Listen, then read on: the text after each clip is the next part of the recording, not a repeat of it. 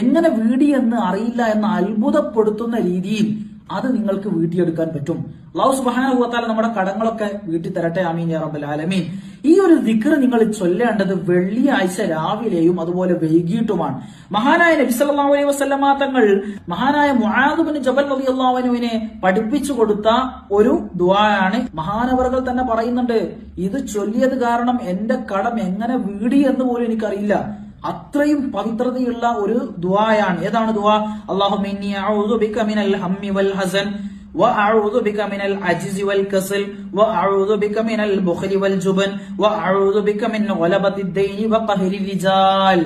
ഈ ഒരു ദുആ വെള്ളിയാഴ്ച രാവിലെയും വൈകിട്ടും ഒരാൾ പതിവാക്കിയാൽ അവന്റെ 100 കോടി കടമുണ്ടെങ്കിലും അത് അല്ലാഹു സുബ്ഹാനഹു വ തആല അത്ഭുതപ്പെടുത്തുന്ന രീതിയിൽ വീട്ടി തരുന്നതാണ്.